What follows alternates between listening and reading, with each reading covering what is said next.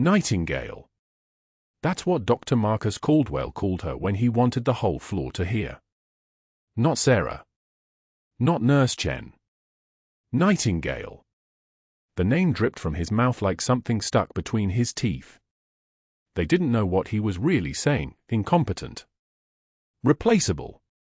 Just a night shift nurse folding linens while real doctors made decisions.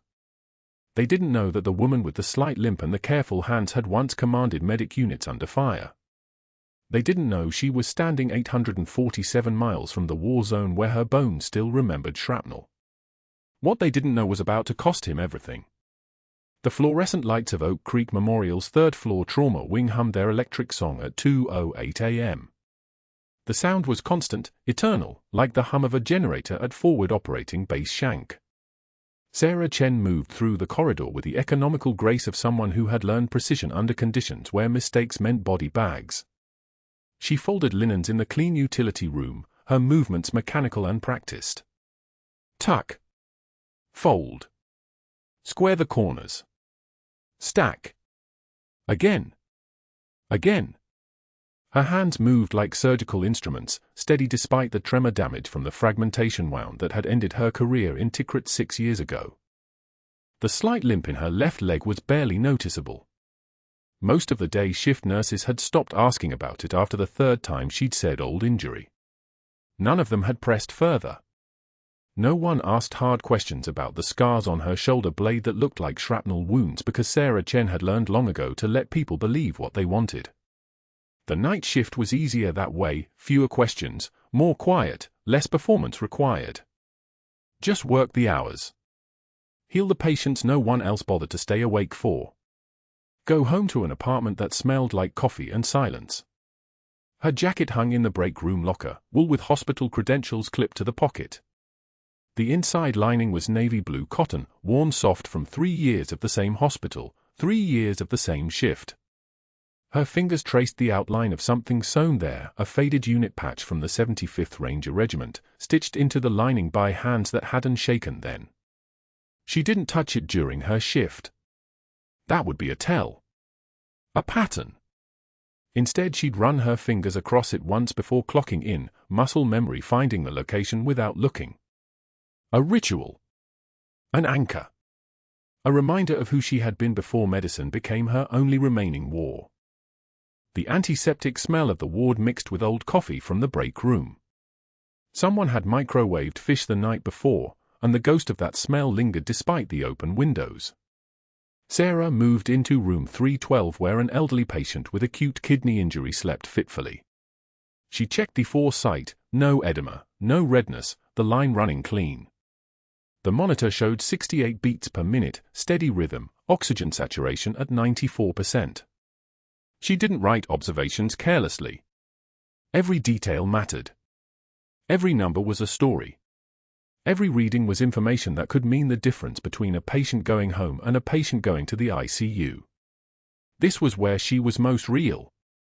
In the quiet hours when the hospital belonged to night shift nurses and insomniacs and the dying. When there was no one to perform for except the machines and the patients who couldn't judge her. She had given up performance 6 years ago when the army had given up on her. Shrapnel in the shoulder. Tremor in the hands. Medical discharge. The file had said Major Sarah Chen was no longer combat effective. The file was correct about combat. The file was wrong about everything else. She was moving toward room 314 when she heard the elevator ding at the far end of the corridor. 2:06 a.m. Too early for the morning shift. Too late for evening rounds. She didn't look up from the clipboard. She didn't need to. She knew the sound of Dr. Marcus Caldwell's Italian leather shoes on the tile floor before she saw him. Click. Click. Click. Expensive shoes that cost more than her monthly rent. Shoes that announced his arrival like a trumpet announcing a king. He was 48 years old, had been chief of medicine at Oak Creek Memorial for 7 years, and had never been questioned by anyone who wanted to keep their job. Caldwell moved through the ward like he was surveying property he owned. His eyes were sharp and small and blue, the color of shallow water over rocks. He wore a white coat over an Oxford shirt that probably cost $400. His hair was silver and carefully maintained. He looked like someone who had won every argument he'd ever had, and he carried that certainty the way some men carried weapons, constantly, without thinking, like an extension of his body. Sarah was reviewing medication notes at the nursing station when he approached. She didn't look up immediately. That was part of the dynamic. Never appear too eager. Never seem like you were waiting for his approval. Wait until he had to repeat himself or clear his throat. She'd learned this dance during her first month at Oak Creek. How to be useful without being visible. How to help without threatening the architecture of his authority. Nightingale, he said, and there it was, that particular inflection that made the name sound like an insult. I need you to pull the charts for all admitted patients in the past 72 hours. I'm compiling data for the board. Of course, Doctor, Sarah said, and she looked up with the expression she had perfected, deferential, efficient, no edge. Just a night shift nurse following orders. Which patients specifically? All of them, he said, and he smiled in a way that made the air pressure change. I trust you're capable of that basic task. Yes, Doctor. But something in the way she said those two words, the absolute flatness of her voice, the complete absence of apology, made him pause for a fraction of a second. He was used to nurses who stumbled over his corrections, who made their compliance a performance of deference. Sarah simply stated facts. She complied without performing. It irritated him in a way he couldn't quite articulate. He lingered at the station, ostensibly reviewing the monitor displays but actually watching her work. She had returned to the medication notes, her movements precise and unhurried. Her fingers, calloused in ways that seemed inconsistent with nursing, rough in the way of someone who had done manual labor under stress, turned pages with mechanical precision. Her eyes moved across the data with the intensity of someone conducting a real audit, not just retrieving charts. Caldwell had built his authority on a simple principle: control the information, control the narrative, control the staff. He had mastered it. He'd climbed from resident to chief by knowing which residents to praise and which to isolate, which nurses to promote and which to make examples of. Every decision he made was strategic. Every relationship was transactional. He recognized competence in others because he had learned to weaponize it in himself. What he saw in Sarah Chen was a woman who worked with the kind of focus that didn't require his validation. That was dangerous. That was a threat to the carefully constructed hierarchy that kept everyone beneath him. In 7 years at Oak Creek, he had never met a nurse who didn't need something from him: a schedule change, a commendation, a stronger word when they were applying for another position. They were all motivated by advancement or flexibility or his approval. Sarah Chen seemed motivated by something else entirely. Around 3:15 a.m., the call came in from the emergency bay. Possible overdose, male patient, brought in by paramedics from a shelter 3 blocks south. The patient was combative, already struggling against restraints, making it difficult for the intake team to assess injuries. Caldwell received the alert on his pager and decided to come down. 3:30 a.m. was not his usual time for emergency bay work, but this gave him a reason to stay on the floor. To observe. To assess his staff in real time. Sarah was already moving toward the stairs when she heard the commotion echoing up from the bay. She didn't run. She moved with the steady purpose of someone who had learned that rushing created mistakes. The patient, a man in his mid-50s with track marks and the grey pallor of chronic use, was fighting the nursing assistant trying to start a line. His voice was hoarse, his movements erratic. "I don't need this," he was shouting. "I'm fine, let me go." Caldwell arrived as Sarah reached the bay entrance. She assessed the scene in one glance. The man had clear abdominal bruising consistent with blunt trauma. His pupils were blown wide. His breathing was shallow. His left arm was angled oddly, possible fracture. The combativeness wasn't psychological. It was neurological. It was pain and possibly head injury. "Get him sedated," Caldwell said immediately. His tone was absolute. Not a question. An order handed down from someone accustomed to compliance. 2 milligrams midazolam 4. Now. Sarah was holding the medication tray. She didn't move. "Doctor," she said, and her voice was quiet, but it cut through the commotion like a blade. "His abdominal distension suggests possible internal bleeding. His pupils are fixed and dilated. His breathing is shallow. If we sedate him before we know what we're dealing with—" "I'm aware of the symptoms," Caldwell interrupted. His voice had taken on the particular coldness of someone being contradicted publicly. "I'm also aware that I'm the attending physician here, and I issued an order." "Are you refusing a direct order, Nightingale?" The room went so quiet you could hear the ventilator wheeze in the adjacent trauma bay. She didn't flinch. She didn't look away. Her hands remained perfectly steady as she held the medication tray. "No, doctor," she said. "I'm requesting we do a proper examination before sedation. The patient needs imaging.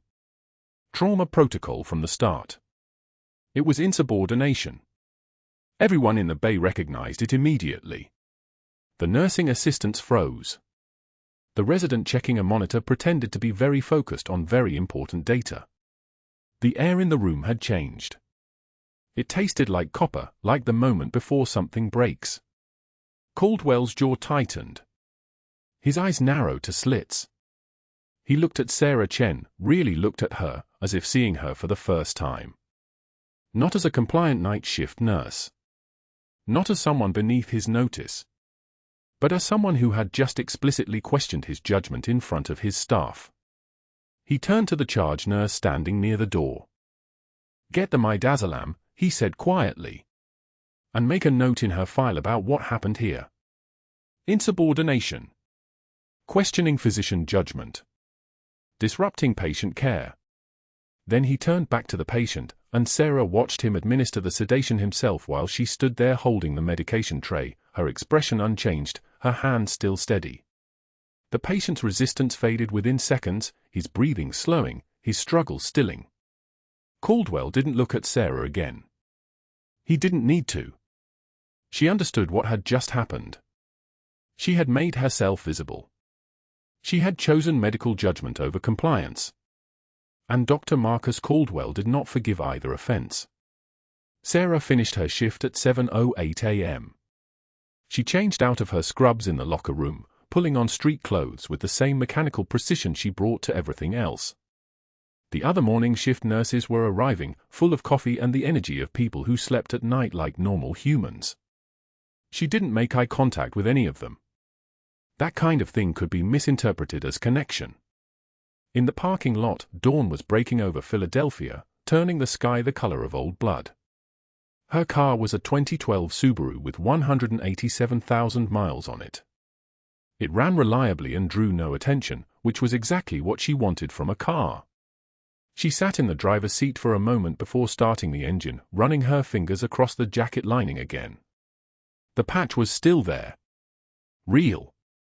A reminder of what she had been.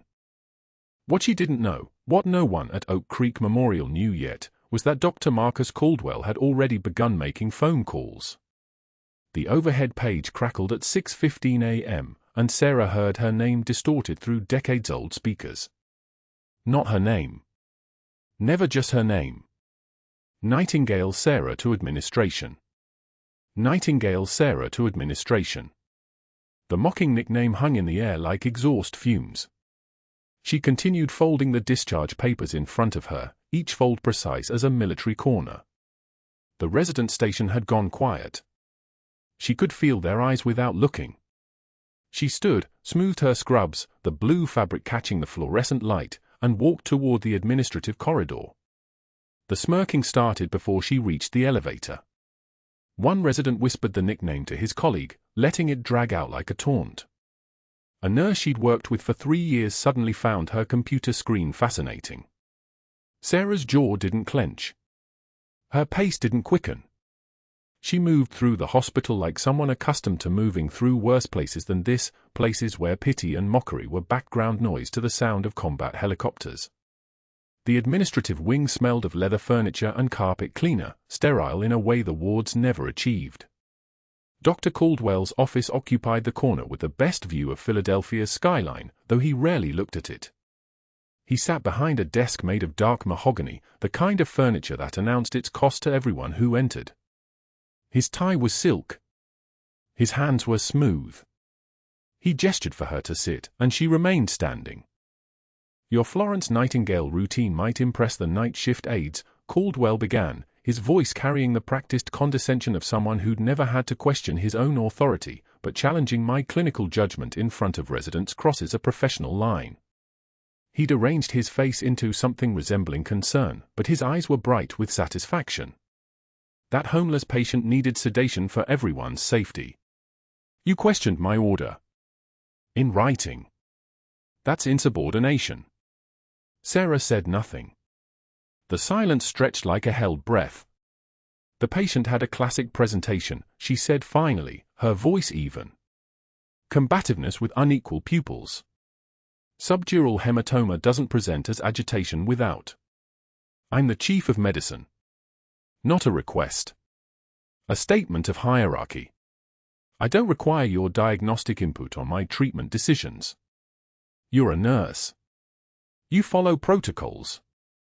The word hung there. Not even a title. Just what she was permitted to be in his hospital. Sarah's hands, which had once sutured femoral arteries in a field tent under mortar fire, remained at her sides. Not trembling. Not clenched. Just present, just waiting. "Is there anything else?" she asked. Caldwell stood, signaling dismissal. She was halfway to the door when his voice stopped her. "Oh. There will be. This is just the beginning, Sarah.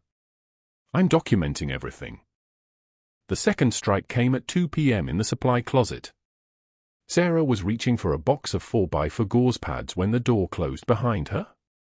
Caldwell's presence filled the narrow space between shelves, his cologne competing with the sharp smell of antiseptic. His voice dropped to something more dangerous than raised volume, the practiced whisper of a man used to terrorizing people in private. "I've documented 3 policy violations this week," he said, counting on his fingers with theatrical precision. "Failure to follow direct orders. Practicing outside your scope. Insubordination with a superior." Each word was a nail. "The board trusts my assessment completely. Board member Harrison and I spoke this morning. They're prepared to move forward with termination." The closet felt smaller. The fluorescent tubes overhead hummed their endless mechanical song. "You're one shift away from unemployment, and I need you to understand something very clearly: nobody here will defend you." His smile revealed too many teeth. "Your allies are already being reassigned. I've made certain of that. You'll walk out of this hospital with nothing, and when you apply somewhere else, I'll make sure your references reflect exactly what I've documented." Sarah took one measured breath.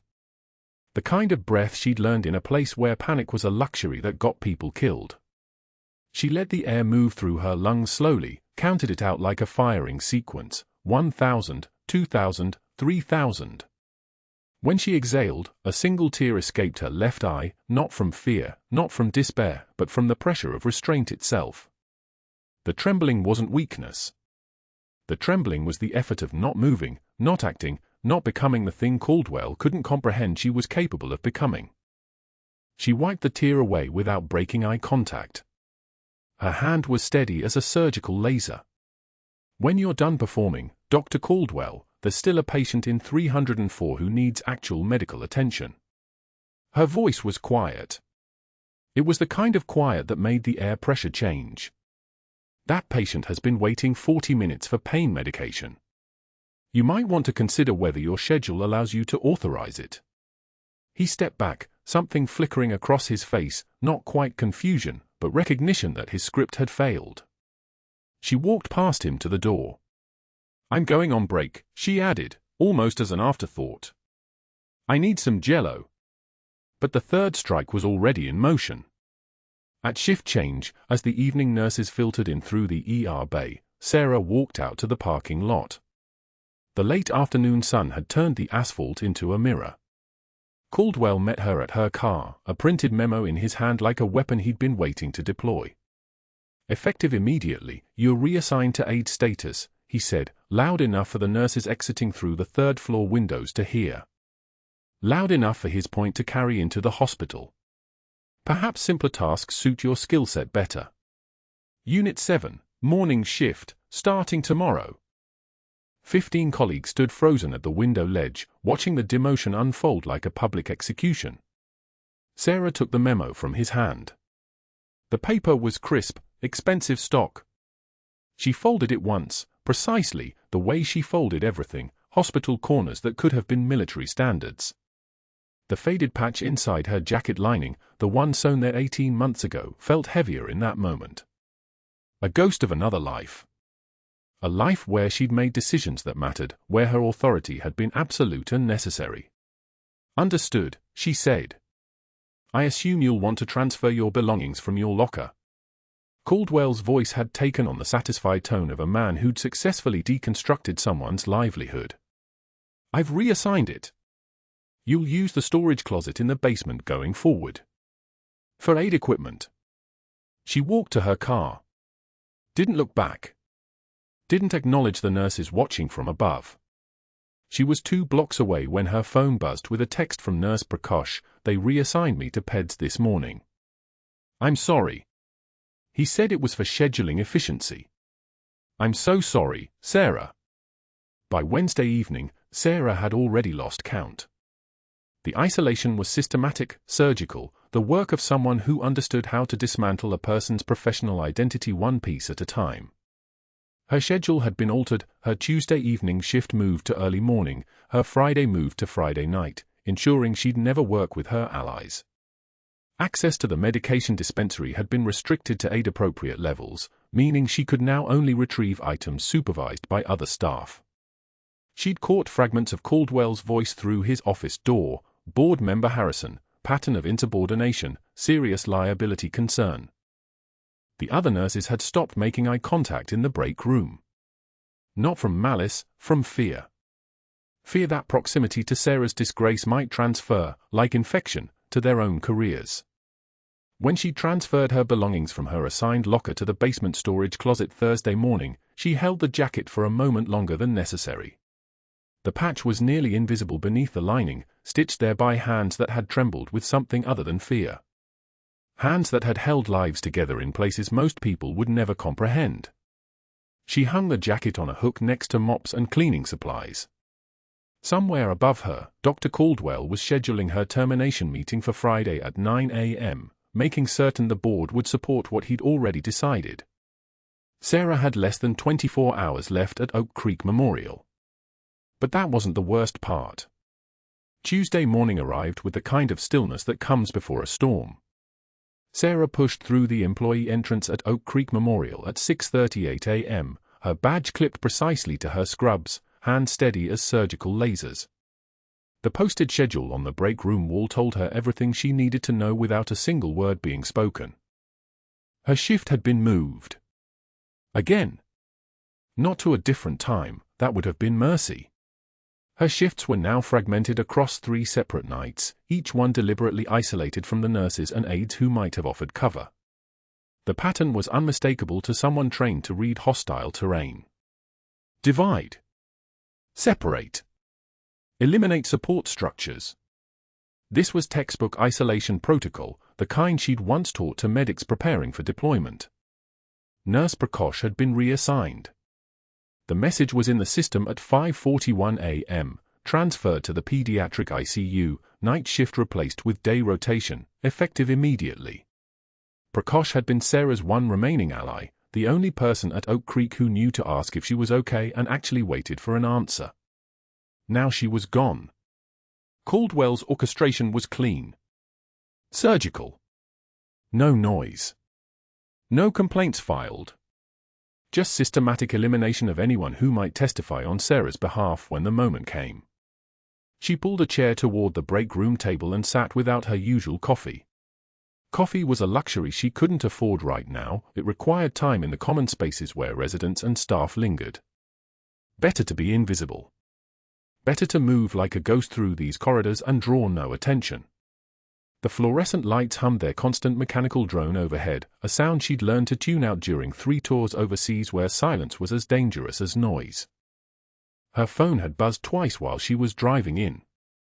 First at 5:12 a.m., a call from an unknown number she didn't answer.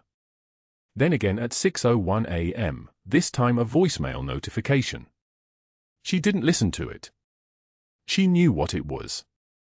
The calls were coming from board members. Caldwell had made his strategic contacts during the past 2 days, each conversation precisely calibrated. She could reconstruct them in her head with the accuracy of someone who'd sat through Pentagon briefings. I'm concerned about a pattern of insubordination. She questioned my medical judgment. I have documentation of multiple protocol violations. I'm not sure if she's stable enough to work with vulnerable patients. Each call was a brick, and by now the wall was nearly complete. The scheduling alterations went deeper than just shifts. Sarah checked the access system on the break room computer, the one she still had clearance to use, for now.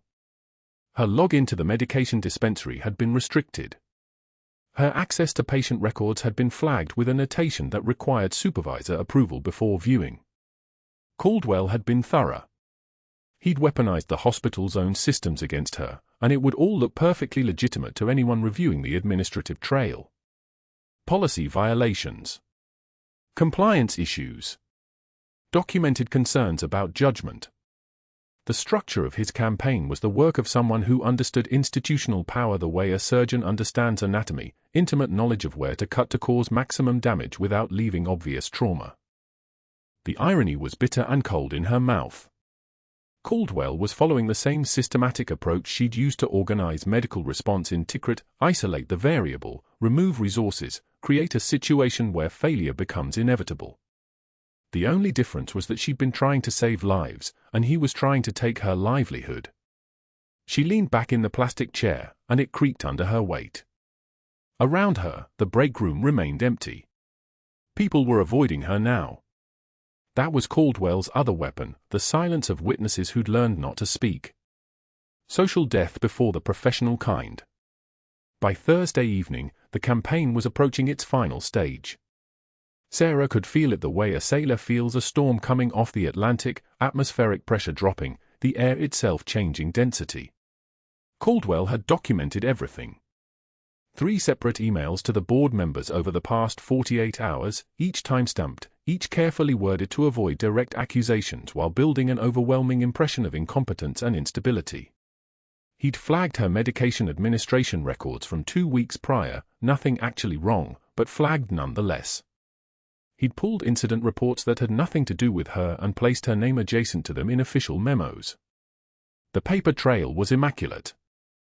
She understood now why he demoted her to aide status. It wasn't cruelty, though there was plenty of that. It was calculation. As an aide, she had no authority to question him. As an aide, any attempt to provide care beyond her scope could be documented as insubordination. As an aide, she was below the hierarchy in a way that made her testimony unreliable, her observations suspect, her very words into evidence against her. He'd positioned her perfectly, powerless enough to be ignored, threatening enough that her removal would seem necessary, isolated enough that no one would stand up when he made his move. The night shift started at 11 p.m. Sarah clocked in and moved through the hospital corridors with the kind of mechanical efficiency that had become her survival strategy. Head down. Efficient. Present but not visible. The ICU was particularly quiet that Thursday night, the kind of stillness that made the ventilators sound louder, made the soft beeping of monitors into something like Morse code, like the patient monitors were speaking to each other in a language only machines understood. She folded linens in room 304, then 306, mechanical movements that didn't require thought, didn't require her to be anything more than functional. Around midnight, the paramedics brought someone in. She heard the commotion before she saw it, the particular urgency of voices, the rapid-fire handoff that happened when something catastrophic was incoming. A catatonic veteran, they were saying. Traumatic brain injury. Single car accident, ejection from the vehicle, GCS score of 6, which meant he was barely alive in any meaningful way. The stretcher wheels squeaked against the tile as they rushed past the nursing station toward the ICU bay. Sarah watched from a distance, from her position folding linens that didn't need folding, and her hands moved on their own, old muscle memory recognizing a medical crisis the way a predator recognizes prey. The patient was wheeled past Bay 7, and that was when she saw him clearly. Military duffel bag strapped to the stretcher rail. Discharge papers visible in the intake packet. Another veteran. Another broken soldier being wheeled into a system that had already failed him once. Dr. Caldwell emerged from his office, his white coat crisp as a fresh dollar bill, and he assessed the patient with the kind of casual confidence that came from never having been wrong in his own estimation. Standard protocol, he announced to the residents gathered around. Monitor vitals, repeat CT in 6 hours. He's stable for now. Then he walked away, back to his office, back to whatever paperwork was more important than the man lying motionless in Bay 7 with a GCS score that meant lights on but nobody home. Sarah continued folding linens. She had approximately 6 hours left at Oak Creek Memorial. She didn't know that yet, but her survival instincts knew it. They were screaming it at her in the old familiar way, the kind of warning that came moments before everything changed. She placed the folded linens on the cart with the same precision she'd once used to arrange surgical supplies in a forward operating base. And that's when the patient's breathing pattern caught her attention. Not a conscious decision. Her eye simply registered something wrong, the way a radiologist's brain processes an abnormality in a scan before conscious thought arrives to explain it. The chest wall wasn't moving symmetrically. Under the seatbelt bruising, there was something subtle, an inconsistency in the rhythm, a hesitation in the breath cycle that shouldn't have been there. She moved closer. It wasn't a request from her conscious mind. Her hands were already moving, already reaching for the patient's chart, already processing the visual data her eyes had collected. Beneath the harsh fluorescent lights of the ICU, she saw what everyone else had missed, the subtle chest wall movement inconsistency that meant a pneumothorax. A sucking chest wound hidden under bruising that had been dismissed as incidental. The patient was drowning from the inside, his lung collapsing by increments, and if no one intervened in the next few hours, he would simply stop breathing and no monitor would sound any alarm that mattered because by then it would be too late. The paramedics wheeled him through the emergency bay doors at 11:07 p.m. on a Thursday night, a catatonic veteran with a traumatic brain injury, his body rigid against the stretcher, his eyes open but absent. Glasgow coma scale of 6. Single car accident on IR-95, vehicle rolled 3 times, ejected partially through the driver's window. The hospital had seen worse. Oak Creek Memorial had seen everything. Dr. Caldwell stood at the ICU admit desk, scanning the preliminary report with the detached efficiency of someone who'd ordered 1,000 trauma assessments. He nodded at the resident. Standard protocol. CT head, C-spine clearance, neuro checks every 15 minutes. I'll review the scans in my office.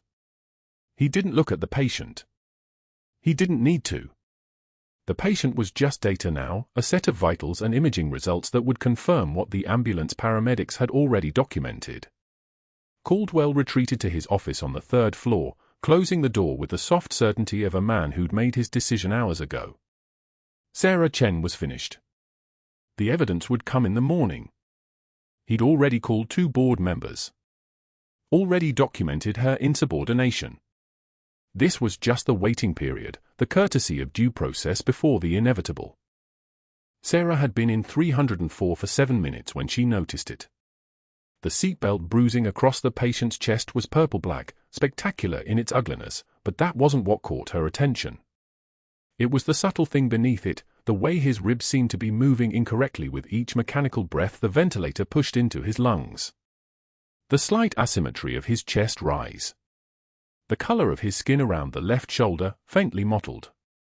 She'd seen enough combat casualties to recognize a pneumothorax before it became catastrophic. She unbuttoned his hospital gown without asking permission, without checking the chart for contraindications. Her hands moved like they had muscle memory older than her civilian nursing license. The seatbelt trauma had masked it completely. Everyone had dismissed the chest wall bruising as incidental, a secondary injury from the vehicle deceleration. No one had looked deeper. No one had felt for the small entry point where a fractured rib had perforated the pleural cavity like a blade. The sucking chest wound was hidden under a flap of skin at his fourth intercostal space, mid-clavicular line. With each breath, the lung collapsed a little further. In 4 to 6 hours, without intervention, he would simply stop breathing, not dramatically, not with any alarm bells, but quietly, the way a tide retreats. By the time anyone noticed his oxygen saturation dropping, he'd already be gone. Sarah moved. She didn't call for help. She didn't consult the protocols or wait for physician orders.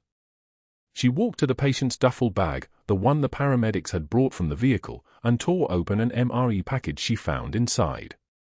The meal ready to eat was dated 3 years prior. She'd known soldiers who carried them like talismans long after separation, comfort objects that smelled like the field. The plastic wrapper became her instrument. She cleared the wound first, gentle but thorough, the way she'd been trained by combat medics in a dusty medical tent in Tikrit. The technique had a rhythm to it: assessment, isolation, application, verification. She applied direct pressure to control the bleeding, then positioned the wrapper with the glossy side down, sealing the wound. Her fingers found the exact angle and pressure that would allow air to escape during exhalation but prevent atmospheric air from being sucked in during inhalation. The seal held. Perfect. Textbook perfect. The patient's oxygen saturation climbed. 84%. 88%. 92%. 30 seconds. That's all it took. His chest began to rise symmetrically again, the mechanical movement of a lung re-expanding, his body recognizing oxygen the way a drowning man recognizes air. She could feel his pulse beneath her fingertips, elevated but steady. Sinus rhythm. Not perfect, but viable. Alive. Step back. Now. Dr. Caldwell's voice came from the doorway like a blade. He stood framed in the ICU entrance, still wearing the white coat he never actually worked in, his face flushed crimson, not with concern, but with something far more dangerous. Recognition. Vindication. He'd found his evidence. "You are performing unauthorized procedures as a nurse aide," he said, his voice cold enough to frost glass. "This is grounds for immediate termination. Security. Now." Sarah's hands didn't shake. She didn't look at him. She simply verified the seal one more time, a gesture of absolute indifference to his authority, and stepped back from the bed with the precision of someone executing a practiced withdrawal. 2 security officers appeared in the doorway within 90 seconds. Prearranged. He'd been waiting for this.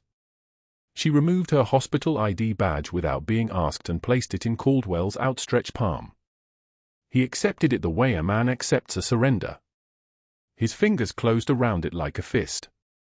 "You'll hear from HR by Monday," he said, though they both knew there was no Monday left for her, just the paperwork confirming what had already been decided.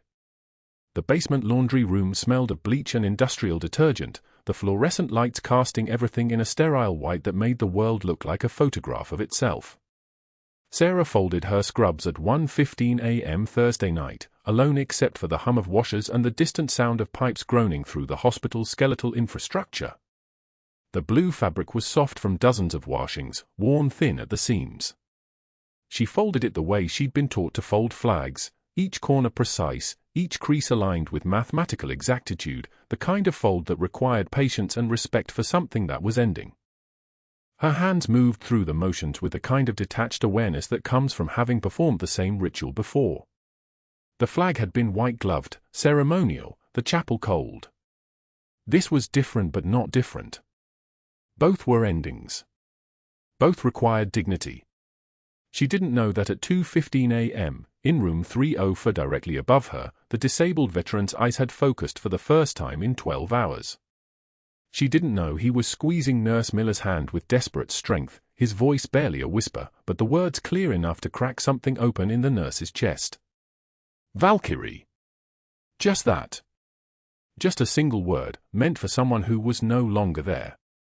But Nurse Miller heard it. And 4 minutes later, with her hands trembling, she'd find the designation in the emergency contacts. Former CO, Special Forces Medical Unit. Not current. Former. Separated. Discharged. She would stand in the hallway at 2:19 a.m. staring at Sarah Chen's name on the screen, trying to understand why a catatonic veteran was whispering the name of a woman who'd just been fired. By 3 a.m., the patient's daughter Jessica would arrive from Baltimore, her voice carrying through the ICU like a bell, "Major Chen saved my father's life." And by 4 a.m., when Commander Hayes walked through those doors in his Navy dress blues, the entire hospital would understand what Dr. Caldwell had just done. The moment those doors opened, his career had already ended. The only question was how publicly. But Sarah didn't know any of this yet. She folded her scrubs in the basement, one perfect crease at a time, and walked out through the staff exit into a Philadelphia night that was starting to rain. The hospital doors closed behind her with a soft hiss of pneumatic pressure. Above her, for floors up, the night shift continued. Monitors beeped. Ventilators breathed. Nurses moved through fluorescent corridors. And somewhere in the darkness between floors, a man who'd been stripped of his rank and his future whispered the name of the major who'd refused to let him die. The quiet person in the room had just saved everything. And no one knew it yet. The nurse's hand trembled as she read the patient file. Not from fear. From recognition. Sarah Chen's name appeared 3 times on the intake documentation, but it was the designation that stopped her cold, next of kin under military classification, Valkyrie. The word sat on the page like a key that didn't match any lock she'd ever seen. Nurse Miller had worked emergency medicine for 17 years and she'd never encountered that designation before. The patient in ICU bed 7 had regained consciousness for exactly 47 seconds, just long enough to grab her wrist with surprising strength and whisper that single syllable, Valkyrie, before slipping back into the fog of sedation and morphine. His eyes had held something when he said it. Not confusion. Recognition. The kind of recognition that suggested he'd known Sarah Chen from somewhere that required military paperwork to document. The next hour moved with the peculiar velocity of a hospital suddenly aware it had missed something critical. The patient's grown daughter arrived at Oak Creek Memorial carrying the kind of urgency that comes from reading fragmented texts from your father's nurses, something about a woman named Sarah, something about a procedure, something about grateful. She moved through the ICU doors with a woman's purpose and stopped at bed 7 to check her father's vitals herself before turning to Nurse Miller with her voice carrying like a bell into the hallway where Dr. Caldwell happened to be reviewing charts. "Major Chen saved my father's life." The words hung in the air. Caldwell's pen stopped moving. His jaw tightened with the precision of someone watching a carefully constructed narrative collapse in real time. Jessica Hammond, the daughter, was already reading her father's medical file, tracing the annotation about the missed pneumothorax, understanding now why her father had coded twice in the parking lot before Sarah's improvised intervention. "Where is she? Where is Major Chen?" Jessica's voice carried authority of her own, the kind that suggested she understood what Major meant. That was when the Navy SEAL arrived. The man moved through the hospital corridors with the kind of presence that made nurses pause mid-conversation.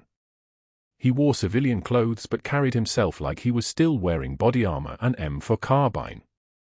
His name was Lieutenant Commander Marcus Holloway, call sign Breaker, and he'd been briefed by a colleague that morning about a Major Sarah Chen who'd apparently just saved a disabled veteran's life at a civilian hospital in Philadelphia. The name had stopped him cold. Holloway had survived Tikrit because Sarah Chen had kept him from bleeding out during a firefight in the Joland district in 2009. He'd spent 14 years wondering if she'd survived her medical discharge. He'd never expected to find her working night shift at a hospital in the Northeast, pushing a cart and taking insults from administrators who had no idea who they were standing next to. Holloway found Caldwell in the hallway near the ICU and his voice, when he spoke, carried the weight of someone who'd issued commands in combat zones. "Dr. Caldwell. My name is Marcus Holloway. I need you to understand something about Major Sarah Chen." The room went silent. Not the quiet of a normal hospital afternoon, the other kind. The suffocating silence that precedes consequences. Caldwell's face had gone the color of antiseptic solution. Major Chen commanded the combat medical element of my entire SEAL Team 3 platoon in Tikrit. We lost 2 men on a compound raid in 2009. Both would be dead if she hadn't. Holloway paused, visibly controlling his voice. If she hadn't been extraordinary. He turned to Jessica. Your father's alive because a woman who's forgotten more about emergency medicine than most doctors will ever know chose to save his life instead of protecting her job. The medical credentials came in a deliberate sequence, each one a hammer strike against everything Caldwell had spent 2 days constructing. Bronze Star with Valor. For actions in hostile territory. Caldwell's breathing had become shallow.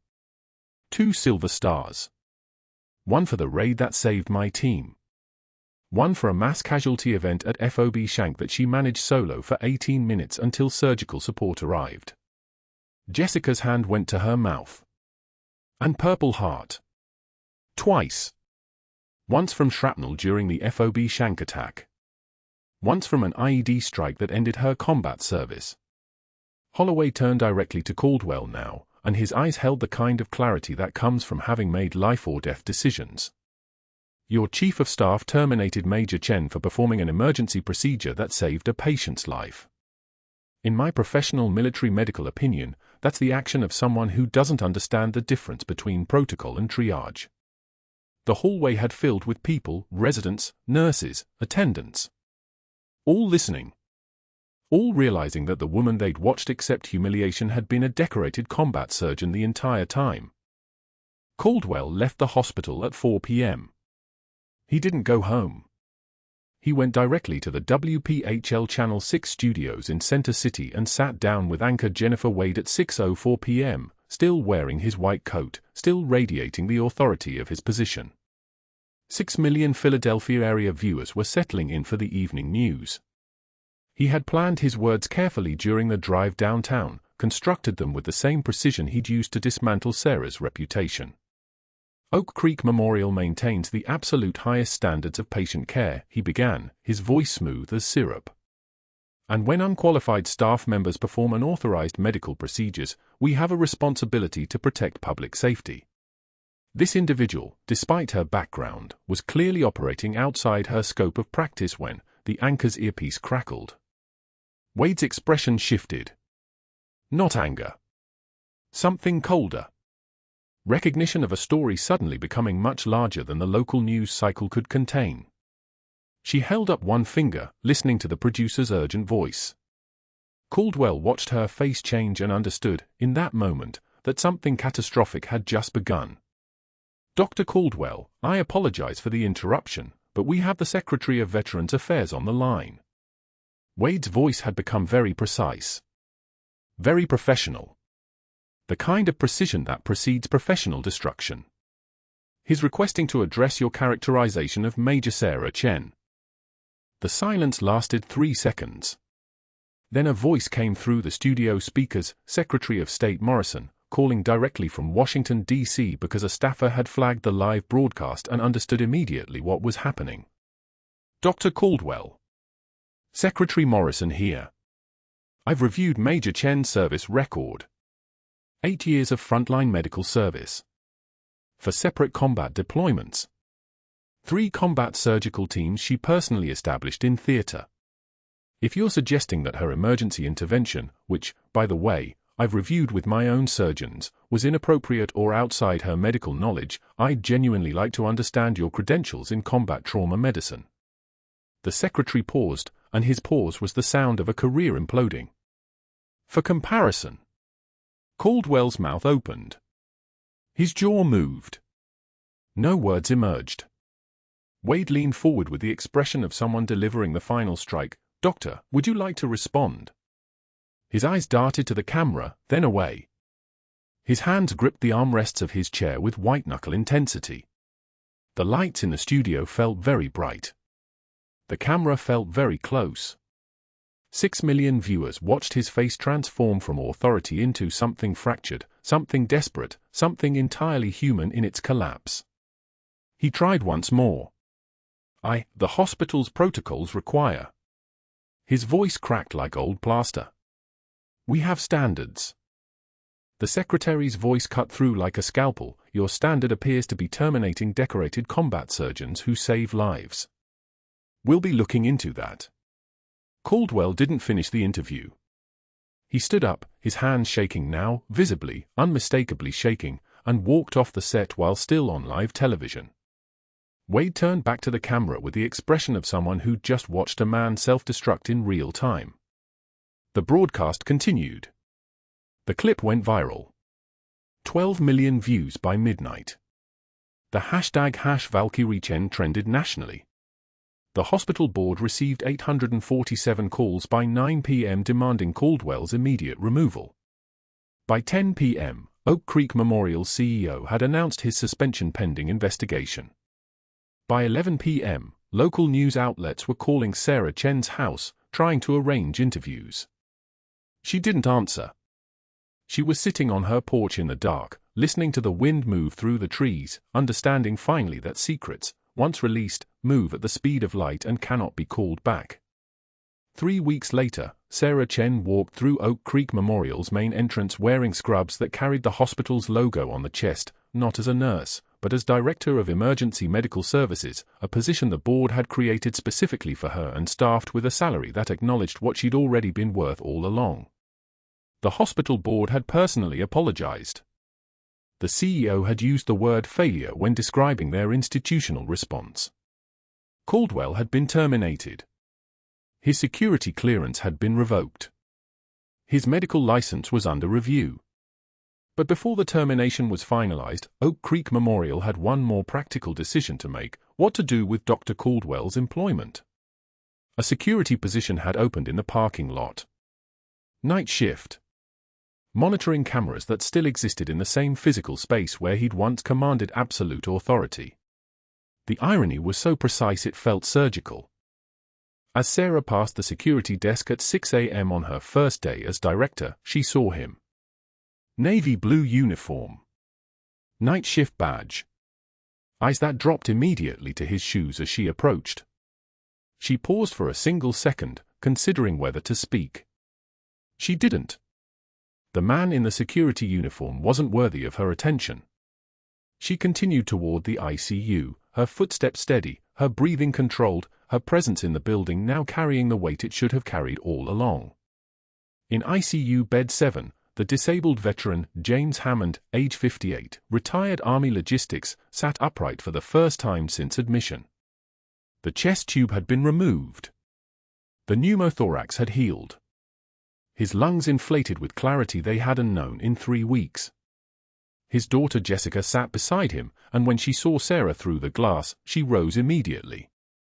James looked up. His hand moved to the window. Palm flat against the glass.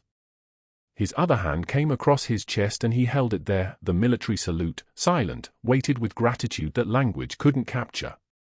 Sarah's hand rose to meet his across the glass. Palm to palm. Glass between them. The gesture held everything the two of them needed to say. She was still here. She was alive. She was the reason his daughter still had her father. He was the reason she'd fought when fighting meant losing everything. The moment stretched across time like a bridge. Then Sarah lowered her hand and continued her rounds, moving between beds, checking vital signs, being exactly what she'd been trained to become, a healer, a leader, a major who'd finally stopped pretending to be anything less. In the break room, her jacket hung on the back of a chair. The faded Special Forces patch that had been sewn inside the lining, hidden, secret, denied, now sat visible on the shoulder seam. No longer concealed. No longer something to be ashamed of. No longer a liability. Just a reminder of who she'd always been. The quietest person in the room might be holding it all together. If you've ever been underestimated by someone who didn't know your true value, you understand Major Sarah Chen's story. Subscribe to see more stories of hidden strength and incredible comebacks. Like this video if you believe that heroes deserve recognition. Comment below, what would you do if the person you were bullying turned out to be a decorated veteran?